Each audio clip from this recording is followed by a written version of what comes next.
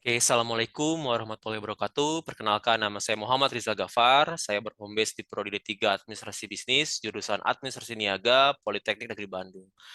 Untuk konsentrasi bidang keahlian saya di bagian pengajaran itu adalah di bidang teknologi bisnis, di mana mayoritas mata kuliah yang saya ampu atau saya ajar itu merupakan mata kuliah tentang atau perihal pemanfaatan aplikasi atau teknologi yang dapat membantu proses bisnis dalam bidang perkantoran.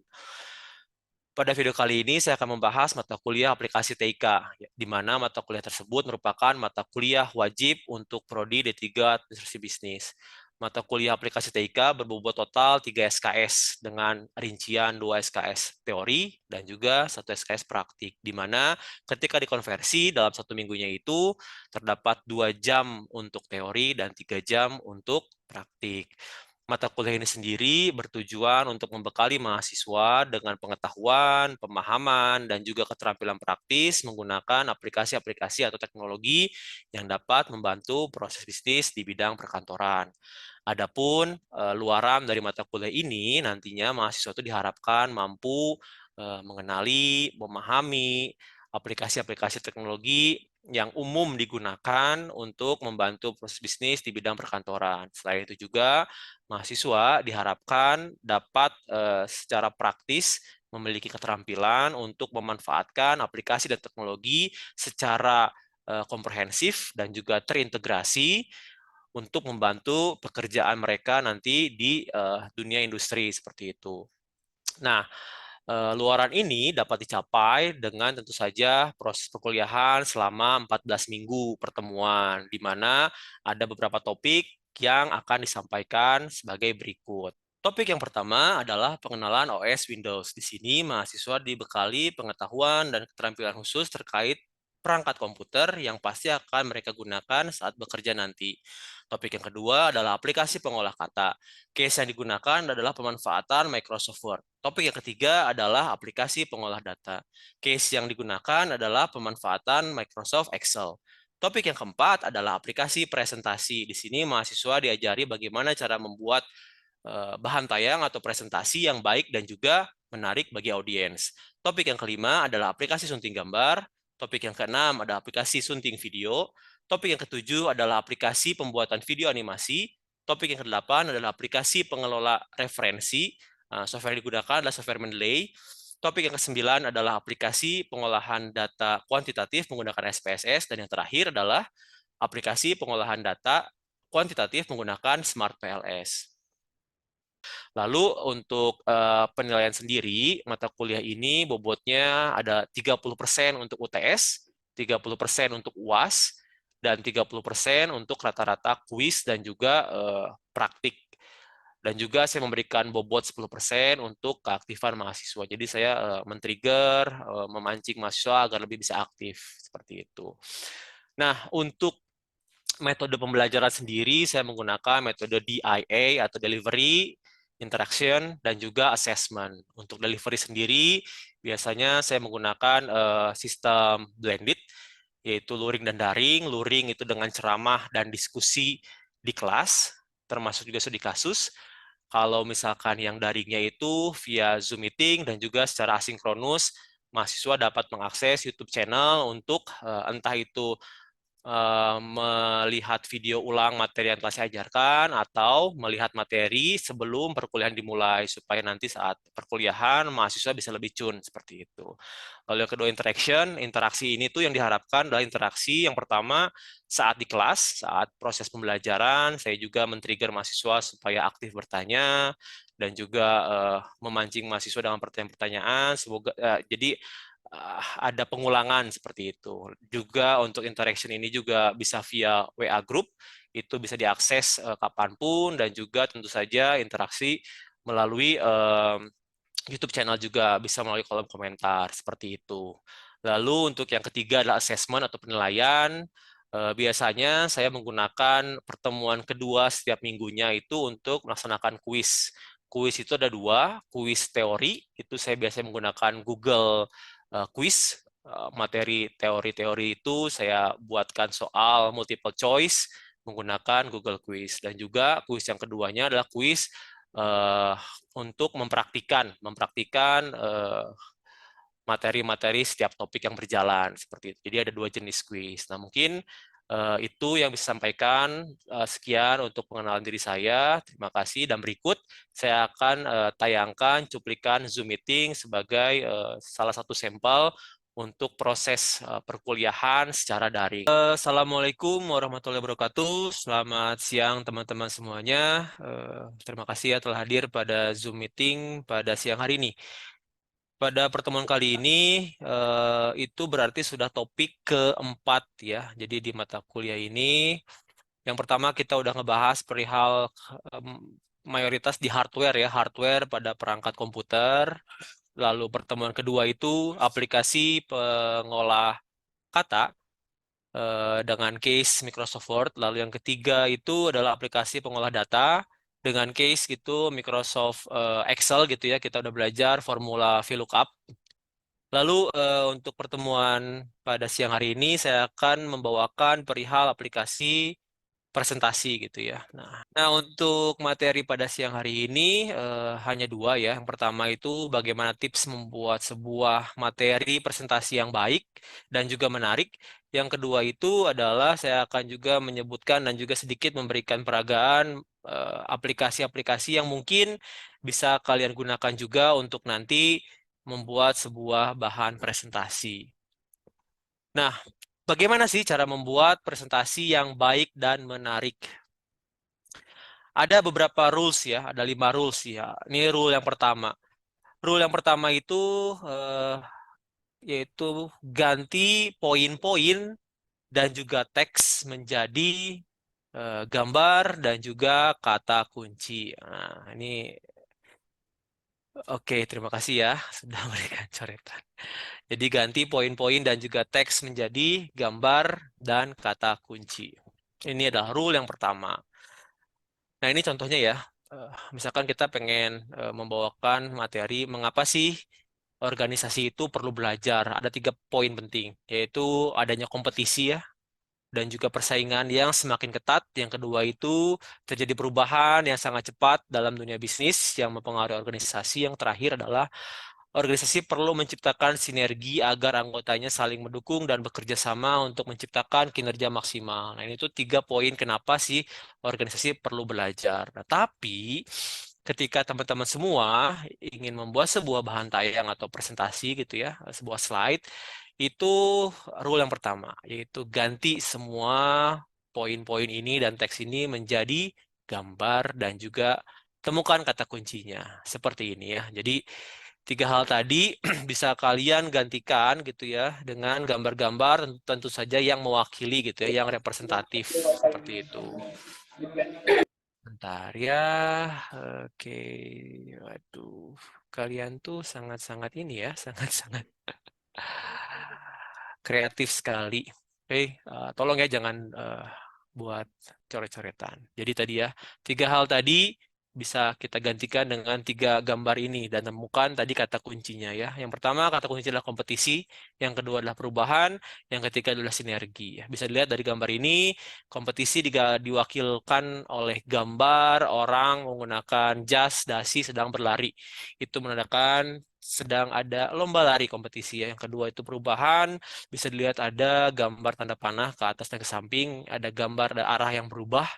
Yang terakhir tuh bisa kita lihat dengan adanya sebuah bola dunia gitu ya, yang mana bola itu ditopang oleh banyak banget tangan gitu. Jadi adanya sinergitas antara masing-masing elemen organisasi. Jadi ya, alih-alih kita menuliskan panjang lebar seperti ini, kita bisa dengan mudahnya menggantikan dengan gambar dan juga kata kunci seperti ini. Ini rule yang pertama. Lalu, rule yang kedua, ringkas dan sederhanakan teks dalam presentasi gitu ya. Nah, ini udah bener nih contoh ya, maksudnya agak-agak bener lah ya. Dia udah menggunakan gambar tadi ya yang representatif. Tapi di contoh yang ini dia masih menggunakan banyak sekali kata-kata ya. Ada kata-kata. Pernahkah Anda mengajukan pertanyaan berapa banyak buku yang sudah Anda baca dalam setahun terakhir? Apakah 1 buku, 2 buku, atau tidak sama sekali? Ini tuh adalah materi yang disampaikan kepada audiens gitu ya. Nah, dibandingkan sepanjang ini, kita bisa banget loh untuk meringkas menjadi sesingkat ini gitu ya. kita cukup memberikan atau melayangkan pertanyaan, berapa banyak buku yang Anda baca dalam 1 tahun terakhir? Itu sudah sangat mewakili ya dibanding kayak seperti ini agak sedikit bertele-tele ya.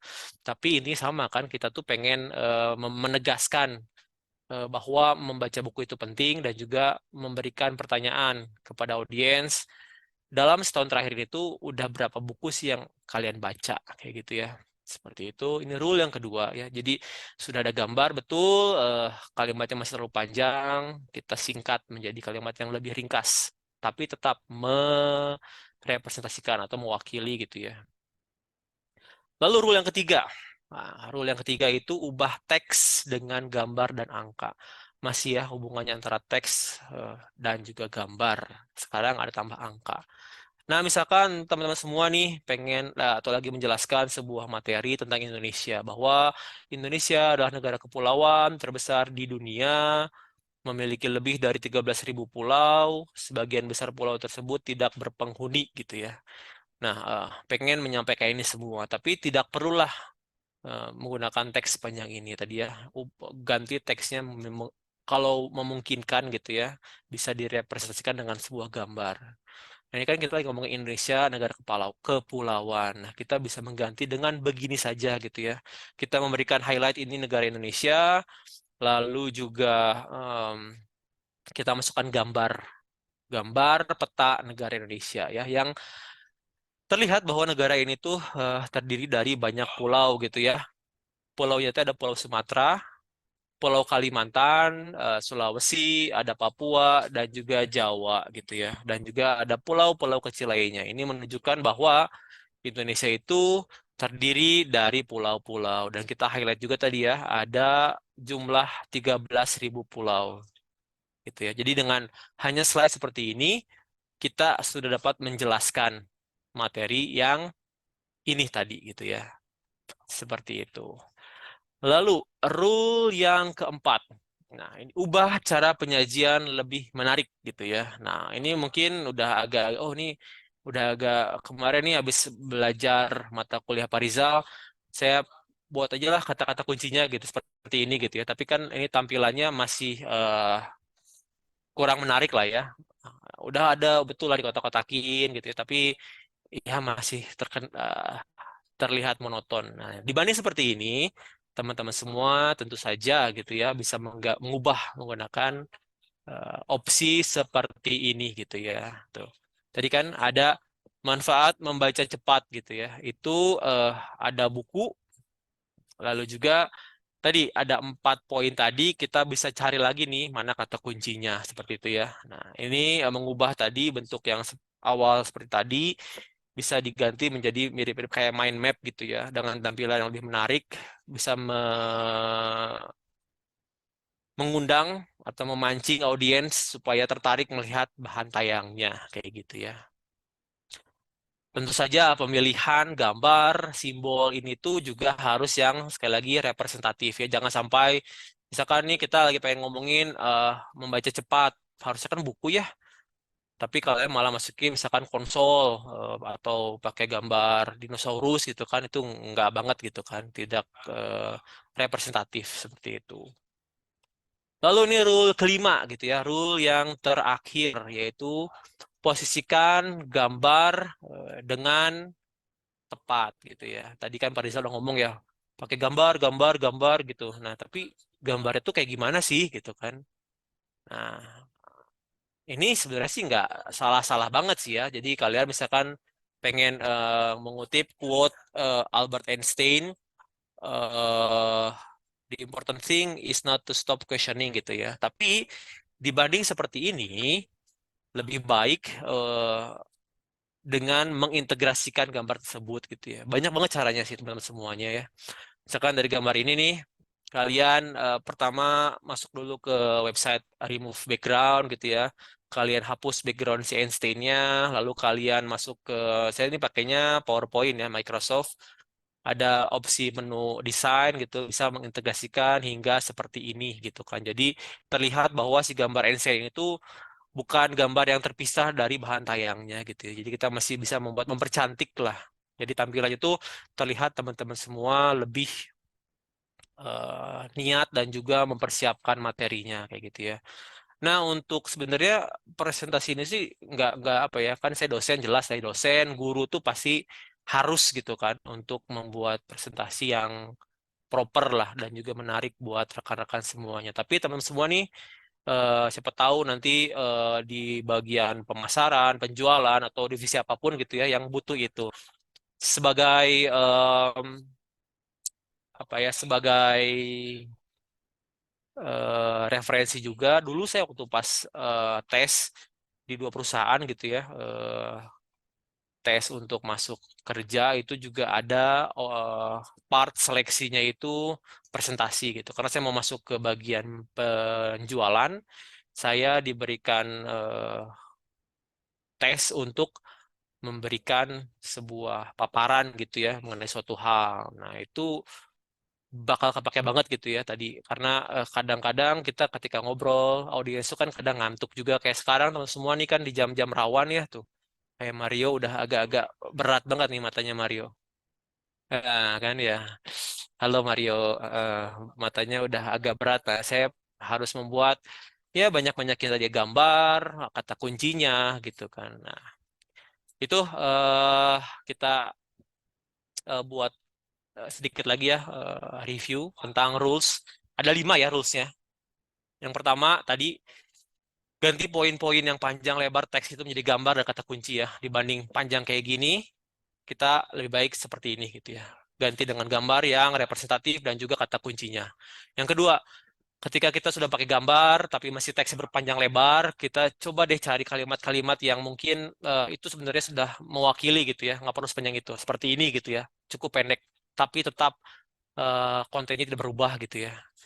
Yang ketiga, tadi ketika ada teks panjang-panjang lagi gitu ya, kita coba cari gambar lagi gambar ya, yang mungkin mewakili gitu kan, seperti itu. Lalu yang keempat, caranya lebih menarik gitu ya. Tadi dibanding kotak-kotak kayak gini, baiknya dibuat mind map atau apapun itu ya, gambar-gambar yang lebih menarik lah. Tapi tetap sekali lagi, gambarnya mewakili.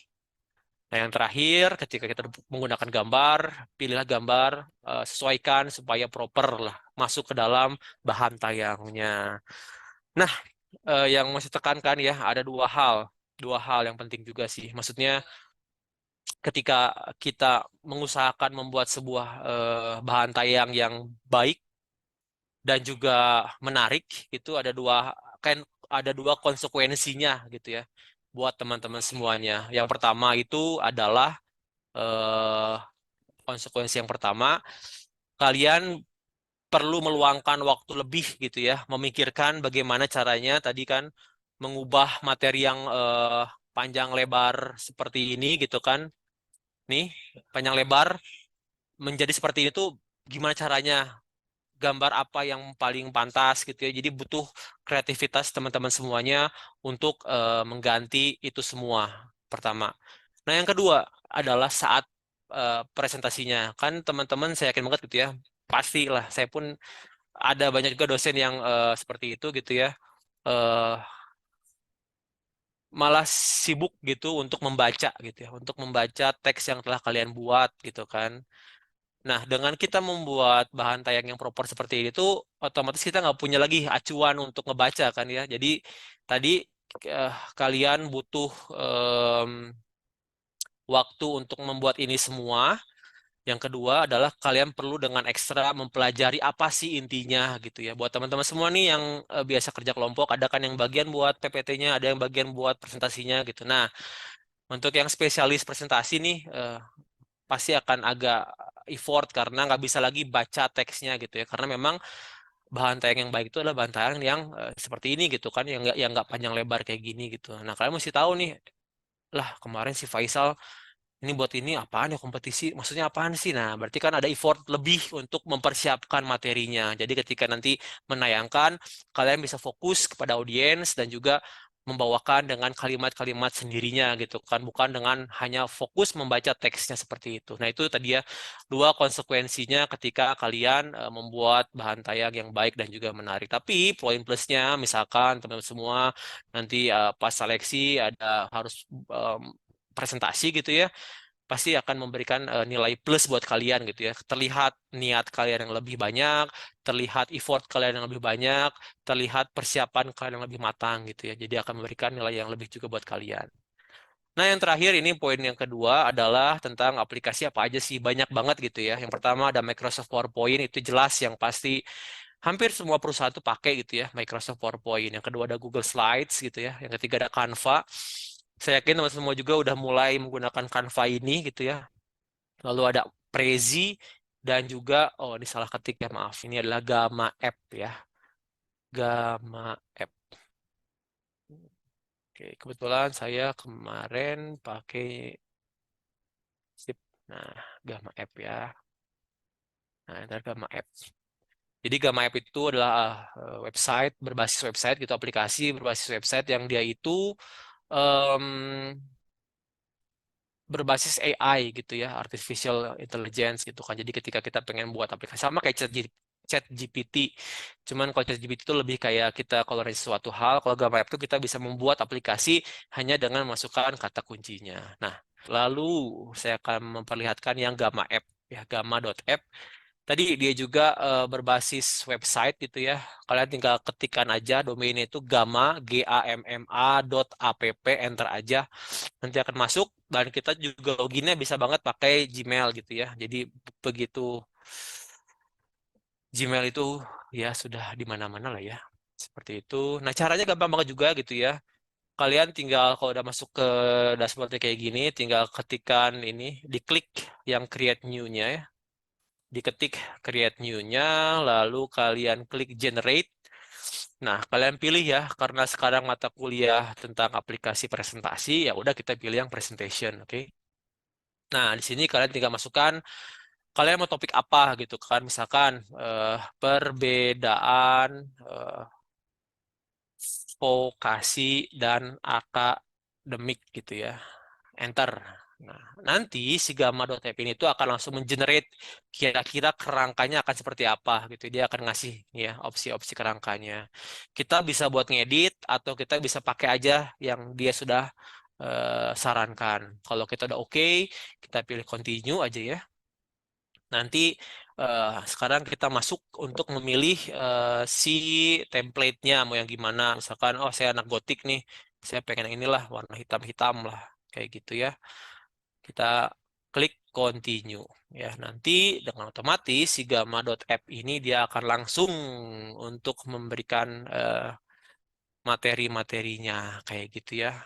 Nah, ini secara tadi kaidah yang rules-rulesnya tuh ya udah agak lumayan lah ya, dia nggak terlalu panjang-panjang banget, tapi tetap untuk gamma.app ini kita bisa untuk entah mengeditnya atau menyesuaikannya lah, karena kalau saya pengalaman waktu itu pernah nyobain juga, ada beberapa hal teorinya yang menurut saya kurang sesuai sih ya. Jadi gamma.app ini sangat membantu kita gitu ya, khususnya untuk yang misalkan kita teman-teman semua nih tiba-tiba dikasih kerjaan mendadak suruh buat bahan tayang apapun itu gitu ya, bisa banget menggunakan opsi gamma.app ini kayak gitu ya. Tapi tadi harus juga ada sedikit penyesuaian ya. Jadi kita jangan terlalu tertutup kaku gitu ya terhadap teknologi. Oh ini ngebuat kita nggak apa namanya nggak kreatif dan lain-lain. Tentu saja kan tadi ya harus ada penyesuaian dan sedikit sentuhan dari kitanya gitu. Tapi kita tidak boleh terlalu antipati banget juga gitu ya terhadap kemajuan teknologi. Oke, mungkin sekian yang saya bisa sampaikan untuk pertemuan perkuliahan kita pada siang hari ini gitu. Mangga, teman semua ada pertanyaan, boleh raise hand-nya, silahkan. Apakah ada pertanyaan? Raise hand, lalu di-unmute aja. Oke, Faisal. Oke, Faisal. Gimana Faisal?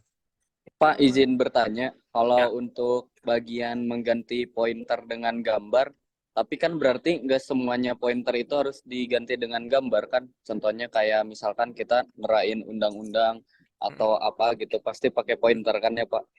betul, betul. Gitu Pak. Berarti penggunaannya biasanya lebih tepatnya pas kapan aja tuh kalau penggunaan gambar. Makasih Oh, Pak. oke, terima kasih Faisal ya. Oke, pertanyaan pertama udah lumayan susah aja ya membuat berpikir. Oke, Faisal. Jadi tadi ya, kata kuncinya tadi ya, kita harus ngubah pointer dan teks panjang menjadi gambar dan juga kata kunci gitu kan. Untuk undang-undang, eh, untuk kontennya sendiri kan betul kita nggak bisa banget buat ngubah benar-benar ngubah gitu ya. Tapi kita bisa juga kan untuk mencari kata kuncinya, Faisal. Karena gini loh, saya tuh dulu dari kecil tuh dari SD lah ya, itu tuh udah banget diajarin sama guru-guru sama ibu saya juga gitu ya untuk selalu namanya jembatan keledai gitu ya. Jadi kita tuh kayak tadi menganalogikan suatu hal gitu ya, kayak misalkan Mejiku Hibiniu gitu kan. Kita pengen ngafalin merah, jingga, kuning, hijau, biru, nila, ungu gitu kan. Kalau kita bener-bener ngafalin secara teks panjang gitu tuh pasti nggak akan bisa paham, nggak akan bisa hafal gitu kan. Nah, khusus tadi untuk yang undang-undang sebenarnya ketika undang-undang itu berbicara tentang apa gitu ya. Contoh misalkan pasal 28 misalkan ya tentang kebebasan beragama kalau nggak salah ya. Nah, itu mungkin ya bukan mungkin. Kalian tetap nanti akan pas presentnya, pas kalian menerangkan ke audiensnya itu pasti dengan yang panjangnya gitu kan. Tapi untuk membuat si audiens itu hafal, misalkan pasal 28 ayat 1 tentang apa, 28 ayat 2 itu bisa banget kamu buat nyari kata kuncinya tadi ya. Misalkan tentang tadi kebebasan meluk agama, misalkan berarti kamu ganti pasal 28 ayat 1 itu misalkan dengan gambar masjid, misalkan gereja, terus ada orang bareng masuk gitu ya, kayak gitu lah contoh-contohnya misalkan. Jadi eh, tetap bisa Faisal, bisa untuk menggunakan gambar, tapi tetap nanti pada saat penyampaiannya, ya mau nggak mau kamu harus menyampaikan si undang-undang tersebut ya dengan panjangnya gitu, dengan lengkapnya. Tapi tetap bisa untuk menggantikan. Gimana Faisal? Baik, terima kasih Pak. Cukup. Oke, makasih Faisal. Silakan, ada yang mau bertanya lagi? Mangga, masih ada waktu.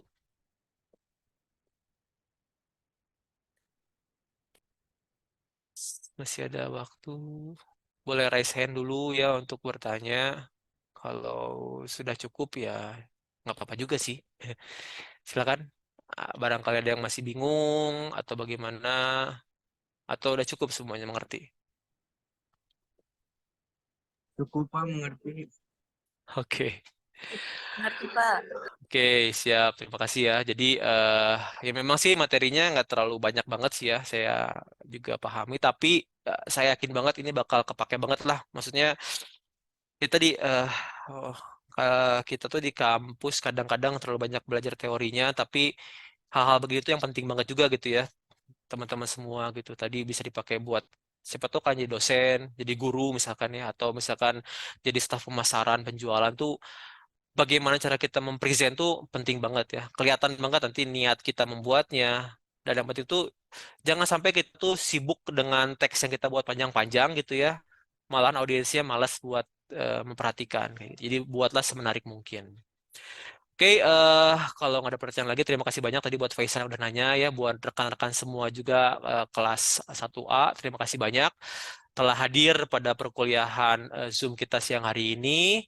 Seperti biasa, nanti di pertemuan kedua, nanti ada kuis ya, kuis buat melihatlah bagaimana proses pembelajaran kita hari itu ketangkep nggak sama teman semuanya. Untuk kuisnya, nanti di hari kedua itu ada dua ya. Yang pertama teori biasa, PG, menggunakan Google Quiz, 10 nomor. Lalu ditambah nanti saya akan ngasih case sebuah materi bahan tayang. Kalian convert gitu ya, menggunakan atau menyesuaikan kaidah-kaidah yang telah kita pelajari pada siang hari ini. Oke, sekali lagi terima kasih banyak atas atensi dan perhatiannya. Mohon maaf atas segala kekurangannya. Akhir kata, Assalamualaikum warahmatullahi wabarakatuh. Terima kasih semuanya. Waalaikumsalam Terima kasih warahmatullahi Pak. wabarakatuh. Waalaikumsalam warahmatullahi wabarakatuh.